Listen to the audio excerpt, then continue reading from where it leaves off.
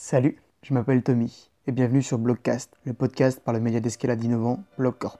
Dans ce format, nous allons à la rencontre de différents acteurs du monde de la grimpe, athlètes, ouvreurs, entraîneurs, photographes ou encore entrepreneurs.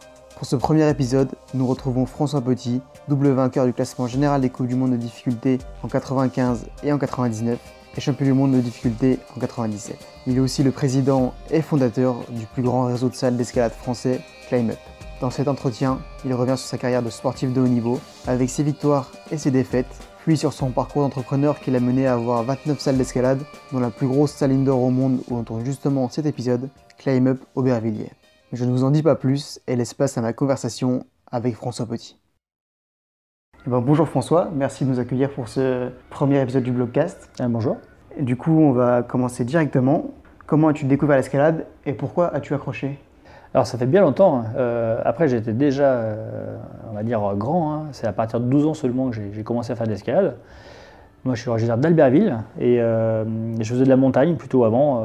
J'avais fait le Mont Blanc à 10 ans, les Aiguilles d'Arve à 9 ans, du ski de fond à partir de 5 ans. Mes parents faisaient du ski de fond, du ski de piste effectivement.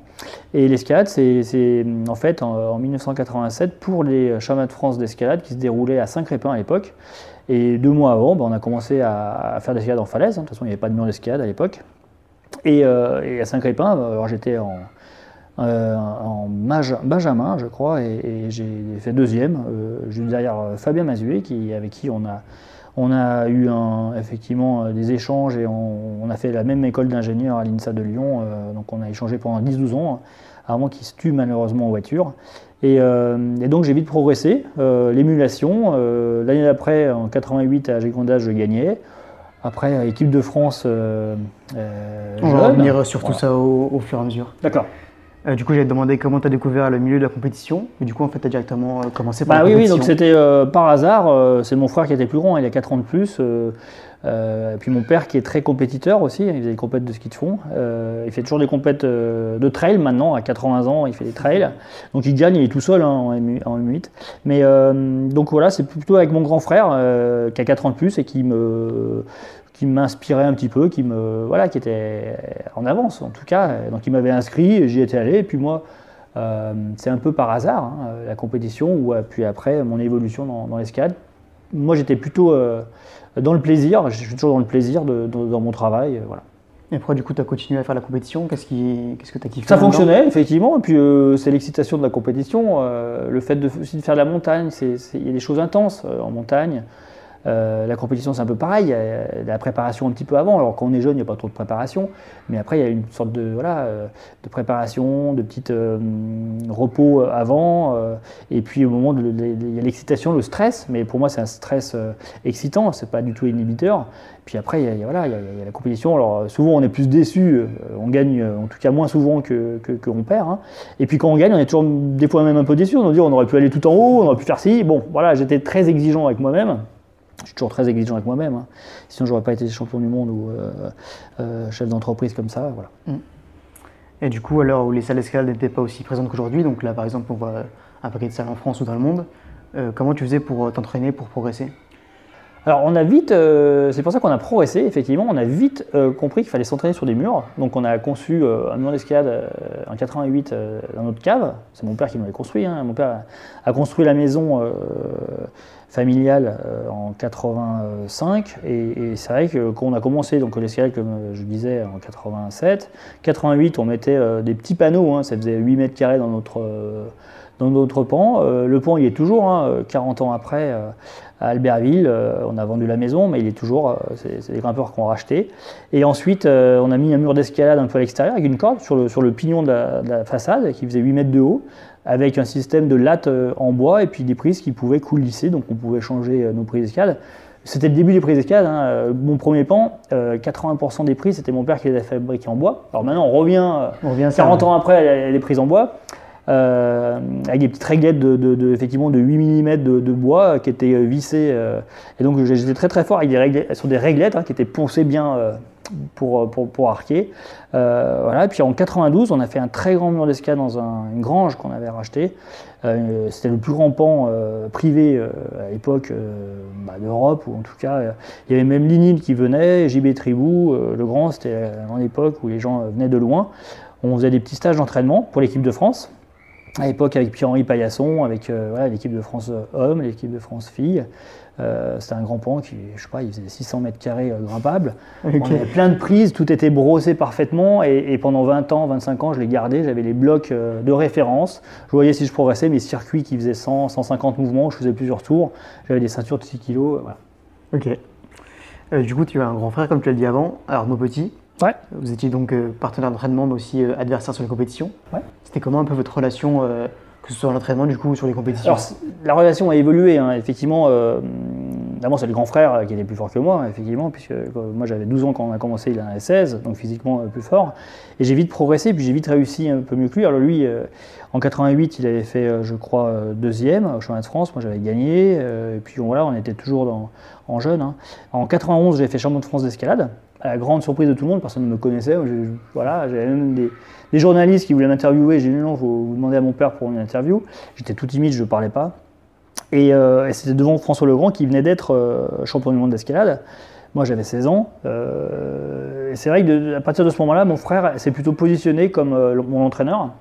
Donc de 91 à 95. Lui il était étudiant aussi, en fac de physique. Moi j'étais encore au lycée, et puis à un moment il a arrêté sa fac, et après sa maîtrise de physique, il s'est consacré à l'escalade, au grand désespoir de mon père.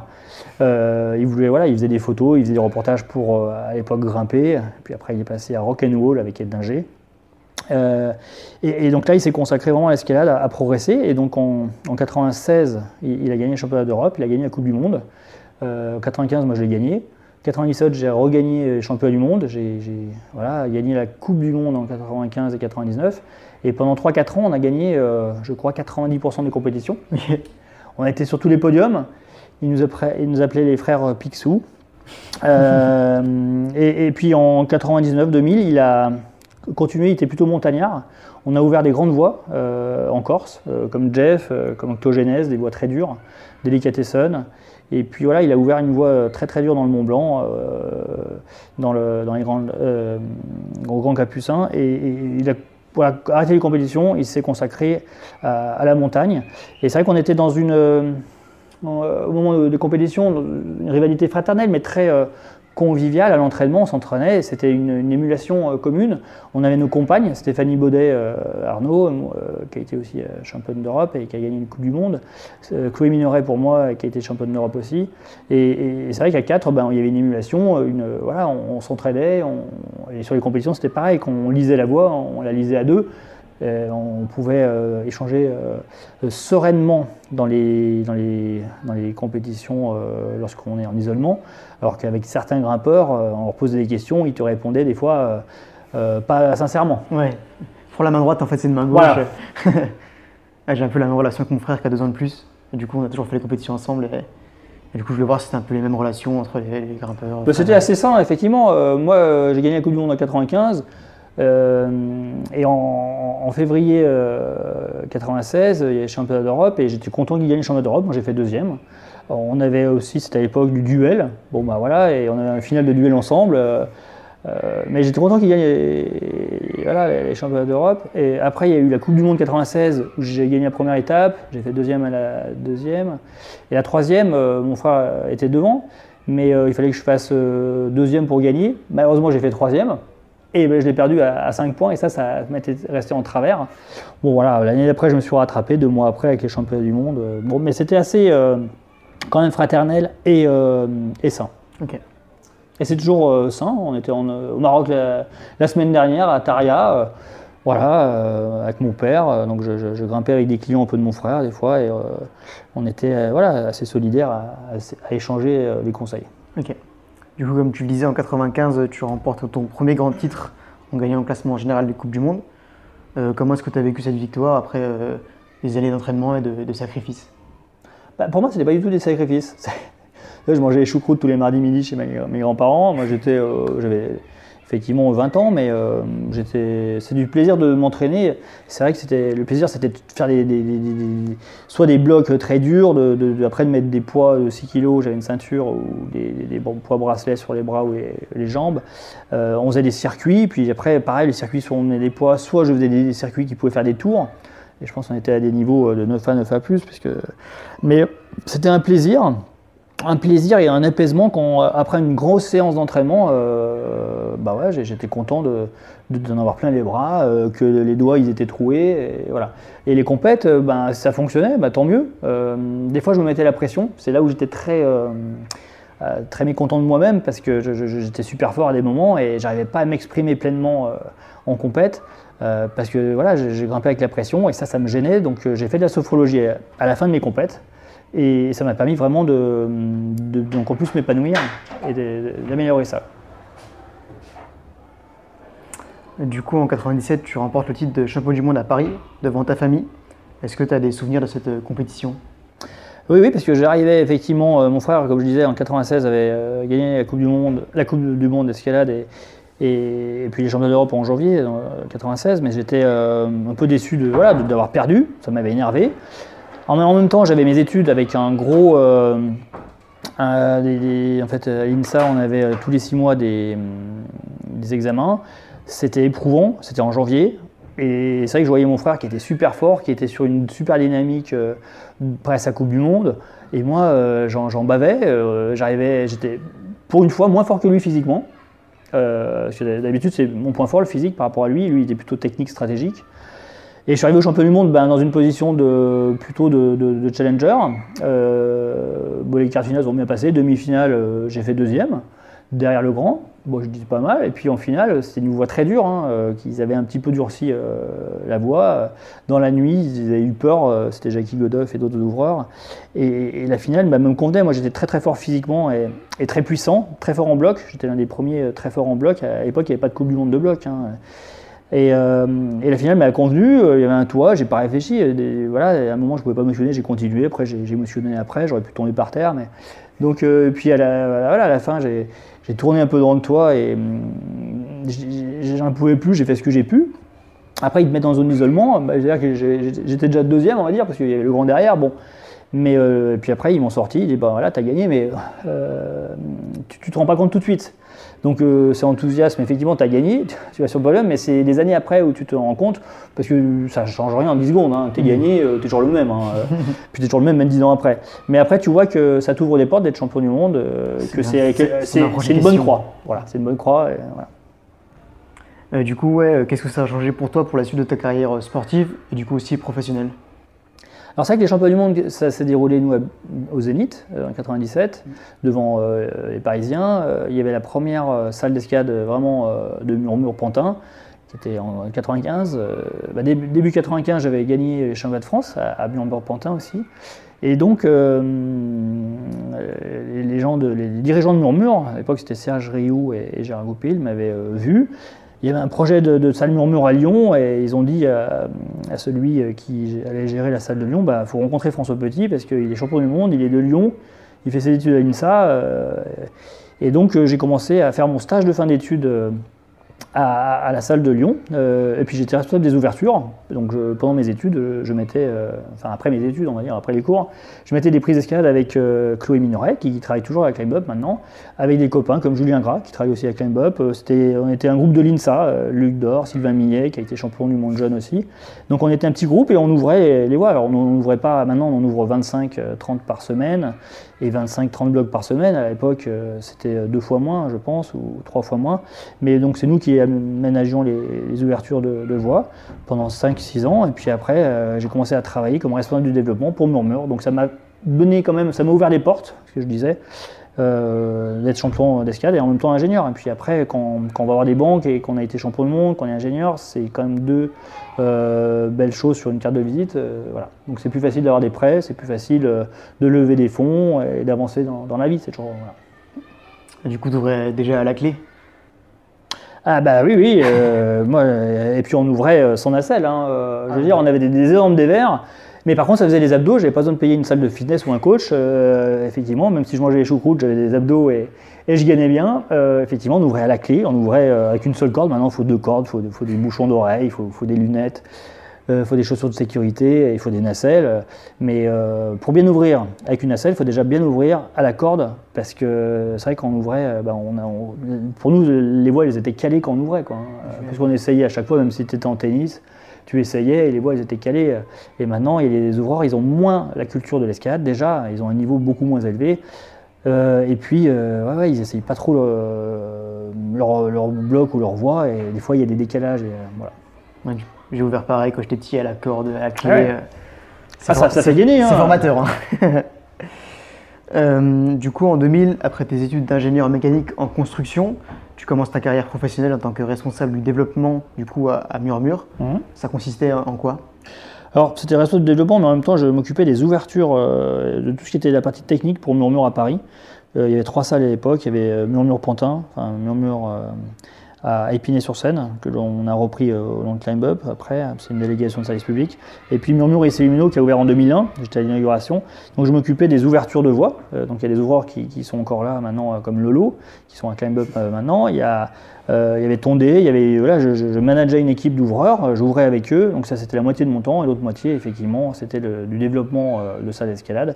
Mais malheureusement pendant les 4 années où j'étais responsable du développement, chaque fois qu'il y avait un projet concret, mon ancien patron me disait non, on n'y va pas. C'est vrai que quand tu as 50 ans ou 55 ans, tu n'as plus envie de remettre des prêts, etc. Donc j'ai été frustré et je suis redescendu à Lyon pour diriger la salle de Lyon en 2006. Ok. Du coup, en 2001, tu remportes une nouvelle médaille au championnat du monde à Winter Tour en Suisse, avec le bronze cette fois-ci. Et Chloé aussi. Et Chloé aussi, ok, cool. On était tous les deux 3e. Et pourquoi du coup ne pas décider de te mettre 100% à ta carrière sportive et ne pas travailler à côté comme a pu faire un peu ton frère? En 99, début de la Coupe du Monde de bloc, c'était ma qualité principale. Je venais de gagner la Coupe du Monde de difficulté et mon objectif c'était de gagner les deux.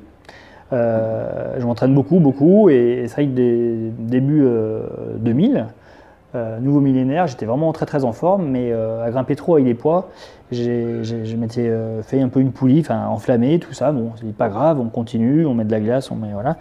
Et puis première Coupe du Monde, je fais 2, effectivement, en Espagne, et deuxième Coupe du Monde 4. De bloc, parce qu'à l'époque c'était le bloc avant, au printemps, et puis la difficulté à partir de l'été, comme maintenant je crois. Et c'est vrai que j'ai continué un peu à pleurer parce que j'avais tellement mal, et la 3e Coupe du Monde, la poulie elle pète complètement, et donc ça gonfle. Le kiné d'équipe il dit arrête, parce que je voulais continuer, c'était les qualifs, je voulais continuer pour être qualifié, mais quand tu es compétiteur tu es à fond et puis tu vois pas les conséquences. Donc poulie complètement pétée, je vois effectivement à Grenoble le docteur Moutet, et il me dit on va essayer de voir si elle peut se remettre, se résorber. Alors si elle peut se résorber, au bout de 2 mois elle ne s'est pas résorbée, donc je me fais opérer en septembre. C'était mi ou en juin où je me la casse, et pendant 4 mois après je ne peux pas grimper. Je recommence à grimper en janvier 2001, dans du CISA. Donc, et puis ça faisait déjà 15 ans que je faisais des compètes jeunes, voilà. Et en 2001, l'objectif c'était de revenir quand même à haut niveau. Bon voilà, c'est mon challenge. 3 mois après, je me fais une entorse du sternum. C'est super compliqué avec un arrachement osseux. Bon, sur une croix de fer, un stage d'entraînement. Voilà, après je continue, c'était en avril. Et en juillet, Serge Chevalier, je suis dernier qualifié pour les finales. On était 14, et puis en finale, je grimpe bien, c'est une voie après travail. J'ai bien travaillé. Je sors la voie de finale, on était 4. Avec le champion du monde Bernardo Lani, avec Chabot, il y avait Lombard et moi, 4.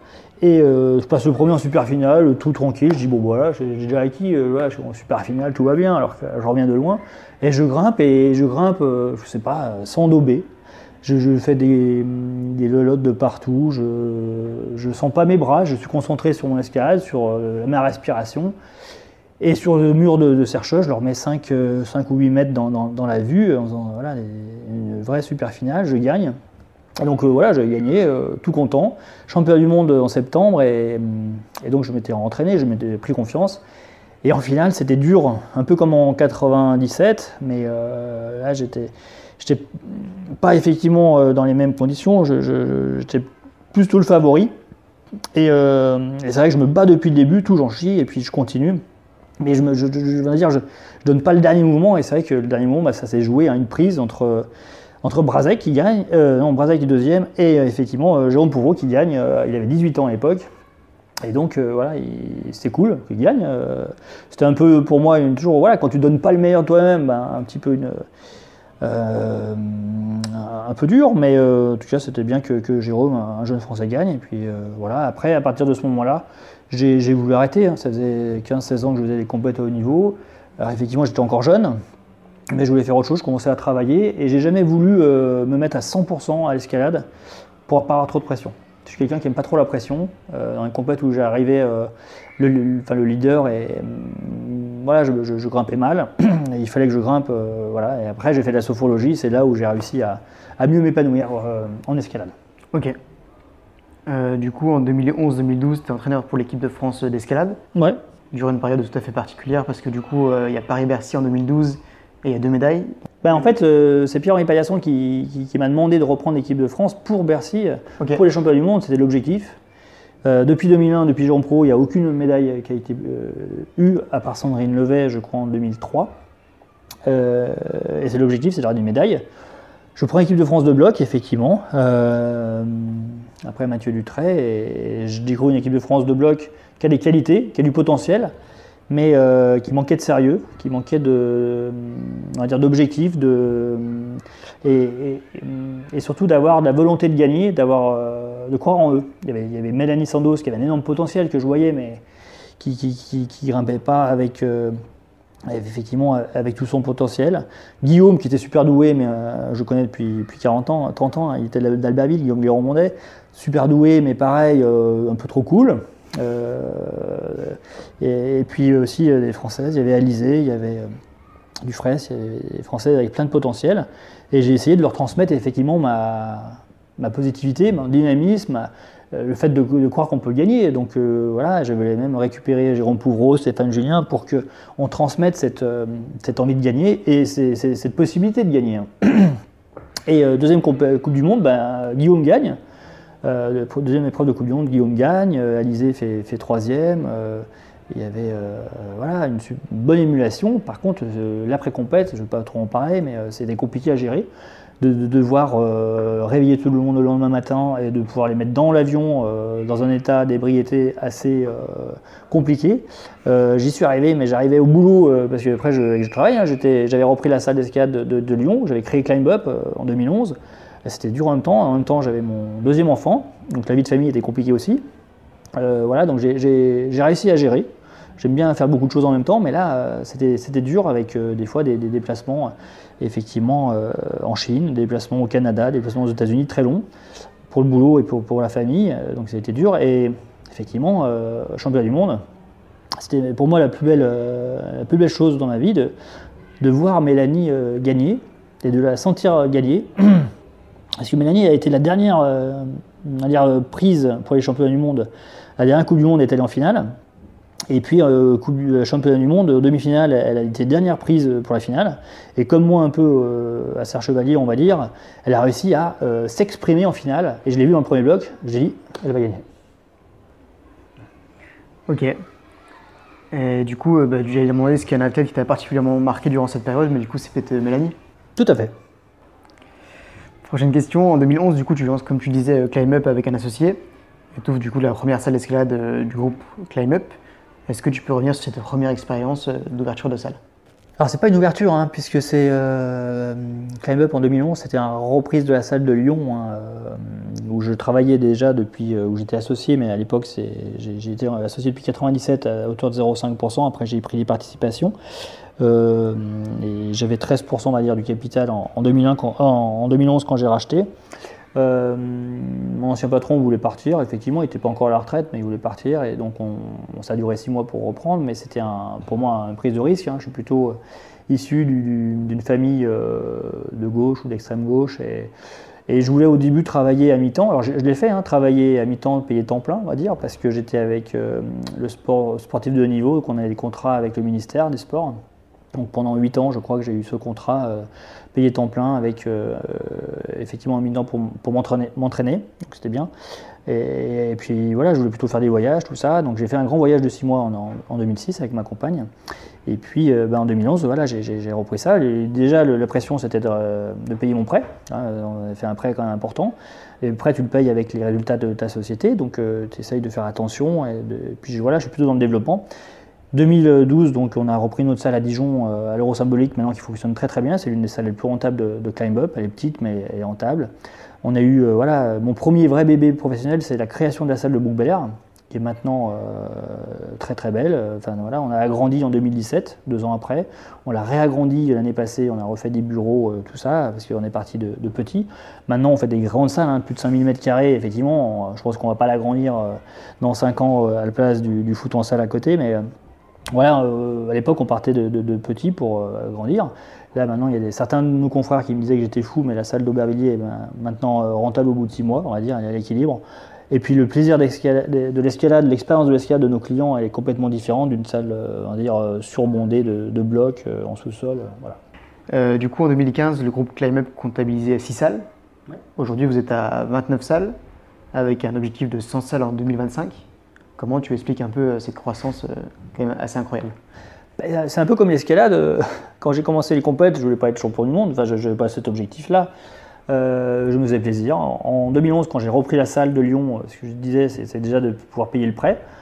Et puis après, c'est des opportunités avec Dijon, mon premier bébé 2015 avec Bouc Bel Air, mais l'idée c'était de faire une salle par an. Et ma collaboratrice Sophie, qui connaissait aussi, qui était notre première salariée en 98, qui est toujours à Climb Up, elle connaissait mon ancien patron qui voulait faire une deuxième salle à Lyon, mais pendant 10 ans il n'a pas réussi. Et puis elle rigolait quand je lui disais je vais faire une salle par an. Puis d'une salle, on a fait 2, 3 salles, 4 salles, jusqu'à 8 salles effectivement. Après c'était des reprises, 8 salles en 2018, 2019, pareil. Et après il y a eu la Covid 2020, mais on était engagé sur 8-9 projets. Donc on a réussi à faire pendant les 2 années de Covid 8 très très grandes salles, que ce soit Aubervilliers, Lille Centre, Port d'Italie, Mulhouse, Villeneuve-d'Ornon à Bordeaux et Caen. Donc on a réussi à faire des très belles salles qui fonctionnent maintenant. Voilà, j'en suis très fier, très apaisé. Pour la levée de fonds qu'on a faite en 2019, c'est vrai que j'avais mis un objectif de 100 salles en 2025. C'était à un moment un objectif qui était ambitieux mais réaliste. Il y a des rachats dedans. De toute façon, Climb Up s'est développé pour les 2 tiers de ces salles, donc une vingtaine de salles sur les 30 en rachat de salles existantes, qu'on a réussi à développer. On a doublé à peu près l'activité des salles en 2 ans. C'est-à-dire qu'une salle qu'on rachetait, au bout de 2 ans, on a doublé le chiffre d'affaires, même si elle avait 15 ans d'existence, comme Vambrochy à Lille qu'on a racheté en 2019. Et voilà, donc on verra l'histoire de Climb Up en 2025, mais pour l'instant, on a eu la Covid. On a décidé de faire une pause aussi pour... ma décision, c'était de rester majoritaire, de rester au pouvoir, et on verra les opportunités qu'on peut avoir dans les années à venir. Du coup, j'ai visité pas mal des salles là, Mulhouse, Lille, elles sont toutes vraiment classe. Merci. Changement de sujet, du coup, c'est quoi pour toi une bonne salle d'escalade? Alors tout à fait, c'est un très bon sujet. Donc j'ai commencé... mon stage de fin d'études, donc en 2000, c'était la conception d'une salle d'escalade idéale. Donc voilà, j'ai commencé là-dessus. Pour moi, c'était une salle qui propose du bloc, des voies et des espaces pour les enfants. À l'époque, c'était plutôt des parcours aventure et des espaces enfants plus de 7 mètres de haut pour les voies, etc. Et j'étais le premier à mettre du fun climbing à Bouc Bel Air en 2015.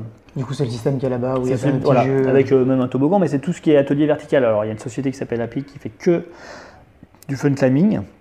Et pour moi, il faut ouvrir à tout le monde. Donc, il y a des clients qui viennent avec les anniversaires du fun climbing. Après, ils vont sur des voies. Et c'est vrai que de proposer bloc et voies, c'est beaucoup plus attractif, puisque un grimpeur va des fois faire du bloc, des fois faire des voies. Même si le développement des salles de bloc, c'est vraiment intensifié, parce que c'est plus facile de trouver un bâtiment de 1000 m² qui fait 5 mètres de haut qu'un bâtiment de 12 mètres carrés. De 12 mètres de haut, pardon, avec de 2000 ou 3000 m² au sol. De faire des salles multi-activités escalade, c'est plus grand. Pour être attractif, il faut que tu aies un bloc quand même assez grand pour faire proposer à peu près 15 blocs par couleur. Donc c'est au moins 100 blocs. Pareil pour les voies. Et nous, ce qu'on voit, c'est que de proposer des grandes salles, à un moment, c'est plus rentable parce que tu as 2-3 personnes à l'accueil, mais pour 500 personnes en même temps dans ta salle, qu'une petite salle où tu as une personne à l'accueil pour 50 personnes max. Et puis les blocs, voilà, il faut qu'ils bougent. Et puis le fait d'avoir plusieurs salles dans une même ville, c'est notre positionnement. Hein. On a 5 salles à Lyon, 4 à Marseille, 3 à Bordeaux, 4 à Lille, 4 à Paris. Pour l'instant, mais il faut que, effectivement, les grimpeurs, ils veulent, surtout les passionnés, bouger dans les salles. Autant leur proposer avec le même abonnement, le même carnet de tickets, cette offre. Et une salle idéale, voilà, c'est une salle qui offre du bloc, des voies, mais surtout de qualité. Donc il faut les meilleurs ouvreurs. Donc c'est cette recherche-là. Moi, j'ai été ouvreur pendant 10-15 ans. Hein. J'ouvre toujours un petit peu, mais c'est peut-être de l'ouverture has-been, comme certains disent, mais plus conventionnelle. Et c'est vrai que des fois, quand je vais dans d'autres salles, j'aime bien aussi les ouvertures. Il y a des salles qui sont plus ouverture de tordage de cul, etc. Mais des fois, c'est frustrant parce que le dernier moment, tu n'as pas envie de le faire, tu ne sais pas comment tu vas tomber. Voilà, donc l'ouverture est très importante, surtout l'ouverture accessible. Et après, c'est des lieux de vie. Nous, c'est surtout en France, hein, les salles d'escalade, ce sont des lieux de vie, des lieux d'échange, des lieux de rencontre. C'est la loi des 3 tiers. Un tiers du temps où tu grimpes, un tiers du temps où tu assures, où tu te reposes entre les blocs, et un tiers du temps où tu vas boire un coup, tu manges, tu refais le monde. Et voilà. Ouais, c'est cool, on peut voir qu'il y a un endroit de travail, il y a pas mal de monde qui vient. Alors maintenant, la Covid fait que nos salles, on essaye d'agrandir les espaces de coworking, de détente, de partage. Mais surtout, il faut que, pour moi, une salle idéale, c'est une salle où tu te sens bien. Me sens bien, c'est que quand tu grimpes, il ne faut pas que tu aies peur qu'il y ait un mec qui te tombe dessus quand tu es sur le matelas. Quand tu puisses boire, tu puisses manger, tu puisses être dans une ambiance agréable. Donc l'ambiance que l'on donne, c'est l'ambiance de 7C. Il faut qu'elle soit cool, classe, clean, cosy, chaleureuse, confortable. Pour que l'ambiance fait que les gens ils se sentent bien, un peu comme chez Mémé, quoi. Je veux dire, il ne faut pas que ce soit trop clean quand même, mais il faut que les tapis soient aspirés correctement, que les douches et les vestiaires soient propres. Voilà. Ok. Du coup, aujourd'hui, tu as 48 ans, tu es directeur du plus gros groupe de salles français. Est-ce que tu as encore du temps et l'envie de grimper? Alors l'envie, ça c'est sûr, hein, mais effectivement du temps, il faut prendre du temps. En fait, quand on est patron d'une salle ou de 30 salles, tu pourrais travailler tout le temps, hein. Tu pourrais ouvrir à la place des autres, tu peux travailler tout le temps. Donc à un moment, il faut, pour son état d'esprit, pour son équilibre, pour ne pas être désagréable avec les collaborateurs, il faut prendre du temps pour soi. J'ai des mentors, hein, comme Emmanuel Faber, qui était le patron de Danone, qui est le patron de l'ISSB. J'ai d'autres amis qui sont patrons d'entreprise qui me conseillent. Effectivement, à un moment, il faut couper. Là, j'étais au Maroc 4 jours, donc avec Emmanuel Faber, avec mon frère, avec d'autres patrons, et ils m'ont dit non mais arrête de faire tes mails. C'est vrai que c'est la première fois, on va dire en 5 ans, où je coupe 3 jours sans faire de mails, quoi. Ok. Ça m'a fait du bien, et je crois que ça a fait du bien aussi à mes collaborateurs, et je vais réessayer. Ça marche. Ensuite, tu as connu le sport à haut niveau et du coup l'entrepreneuriat à haut niveau, si on peut dire ça. Est-ce que du coup tu arrives à avoir aujourd'hui des similitudes entre ces deux mondes? Ah bien sûr, oui. Donc effectivement, il y a des similitudes, effectivement, mais ce qui est le plus beau, c'est l'entrepreneuriat au niveau, au niveau ou l'entrepreneuriat en elle-même, parce qu'il faut faire avancer une équipe, il faut lui donner un sens, il faut la faire grandir. Pour moi, c'est ça, hein.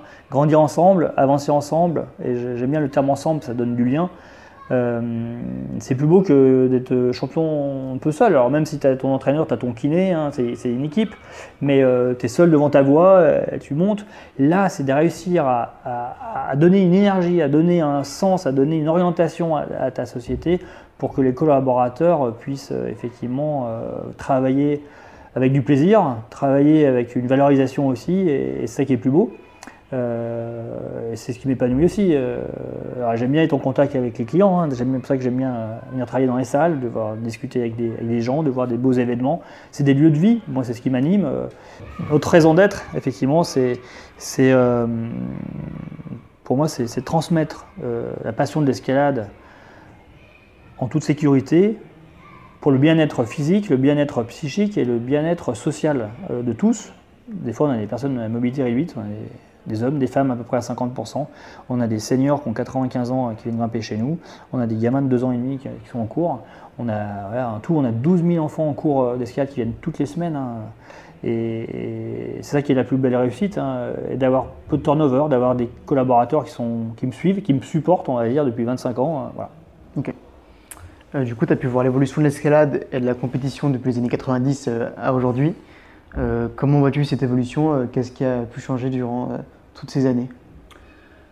Alors c'est vrai que je l'ai vu effectivement évoluer. Alors la France était vraiment précurseur et puis on était les meilleurs. Dans les 10 meilleurs mondiaux, il y avait 7 Français, dont 4 François à l'époque. François Lombard, François Legrand, François Coffy et moi. Mais l'évolution, ce qui est bien, c'est que ça s'est internationalisé. C'est pour ça qu'on est rentré au JO. Je me rappelle en 92 à Albertville, il y avait une compétition de démonstration pour les JO à Chambéry. Mais pour l'instant, à l'époque, il n'y avait pas d'escalade sur les 4 ou 5 continents. Et en tout cas, ça s'est démocratisé, c'est ça qui est bien. Les salles d'escalade n'existaient pas, comme je disais, donc on faisait nos pans d'escalade, on s'invitait, on était précurseurs avec Yves Sansos, tout ça. Il y avait une émulation, maintenant c'est énorme. Mais ce qui compte, c'est que la pyramide, pour moi, elle s'est vraiment élargie en France. Après, les salles, grâce aux salles d'escalade, après, ce qui compte, c'est d'aller grimper dehors, c'est d'aller dans des clubs ou faire de la compétition. Mais le haut niveau, pour moi, il n'a pas vraiment évolué. Alors, il y a des gens super doués, des Mejdi, des Paul Gemft, Oriane, Berton. Mais des fois, il manque une dynamique vraiment de la victoire. C'est ce que je trouve au niveau, une dynamique de la victoire. C'est ce que j'ai réussi à transmettre, à inspirer en 2011-2012. Ça dépend des entraîneurs, des coachs, de ce qu'ils disent. Donc maintenant, il y a beaucoup plus de prépa mentale. Il y en a pas mal qui viennent. On essaye d'inspirer aussi des gens. On fait des workshops à Climb Up. On fait des conférences sur l'entraînement. On essaye de transmettre. Pour moi, c'est vraiment transmettre. C'est une valeur importante. C'est une des 5 valeurs de Climb Up. C'est le partage, le respect, la confiance, l'exigence. Et l'équité qu'on essaye de développer à Climb Up. Ok. Du coup, c'est quoi vos futurs projets et objectifs avec Climb Up durant les prochains mois, les prochaines années? Alors c'est vrai qu'avec la Covid, nous a demandé de nous concentrer sur nos salles. Donc pour moi, c'est vraiment de faire fonctionner nos salles, que ce soit des lieux de vie, sur nos événements. On travaille là-dessus. Et puis après, de développer Climb Up encore avec encore des très belles salles. Des belles salles qui soient des lieux de vie, qui soient lumineuses, qui donnent envie de grimper. Là, à Aubervilliers, on croit qu'on est dans les calanques. Il y a des arches, il y a des piliers. Et puis c'est ouvert, on respire. Pour moi, c'est ça. Et de continuer à faire des belles salles. Tu disais que tu étais à Mulhouse, à Caen ou à Lille Centre, qui est une super vitrine de l'escalade. Il y a 3 niveaux, tu rentres à l'accueil, tu as 3 niveaux avec des voies qui font 15 mètres de haut. Pour moi, c'est de faire rêver, d'aider des athlètes aussi. On a un fonds de dotation pour des actions sociales, sociétales. Pour moi, c'est d'essayer d'être plus vertueux. J'ai 48 ans et à un moment, c'est d'essayer de donner du sens à ma vie, donner du sens à Climb Up, d'être plutôt, en tant que président, de donner une orientation pour Climb Up. On va travailler sur notre vision. Ça fait déjà 1 an qu'on travaille sur la vision pour Climb Up. Ok. Et du coup, dernière question, est-ce que tu as un mot pour tous les gens qui nous suivent, qui sont fans d'escalade, qui souhaitent s'entraîner pour devenir champion du monde, qui souhaitent lancer une entreprise dans ce milieu ou qui souhaitent, par exemple, ouvrir sur les plus grosses compétitions internationales? Pour moi, effectivement, c'est déjà se faire plaisir. C'est ce qui m'a animé tout le temps. Quand je faisais des compètes, je faisais plaisir. Le plaisir de l'entraînement, c'était la base. Le plaisir de gagner, effectivement, c'est l'excitation. Mais le plaisir d'aller grimper dehors. J'étais au Maroc la semaine dernière, c'est un énorme plaisir avec des clients. Des fois, je préfère faire des voies plus faciles avec des clients, mais de partager ça, de leur faire découvrir ça. Quand j'amène quelqu'un dans une salle d'escalade, il voit ce que c'est qu'une salle d'escalade. Des fois, il pense que c'est des petits murs. Pour moi, c'est le plaisir qui doit animer, la passion. La passion, c'est inspirant. Donc j'aime bien les gens passionnés. Et puis d'être exigeant quand même. Si on veut arriver quelque part, il faut ne pas baisser les bras déjà. Penser que tout est possible. On dit, en France, rien n'est impossible. Ce que je dis à mes collaborateurs, il y a un obstacle. Il faut savoir le dépasser, des fois le contourner, mais en tout cas, il ne faut pas baisser les bras et puis baisser la tête. Voilà. Bon, pour finir, merci François. Merci à toi.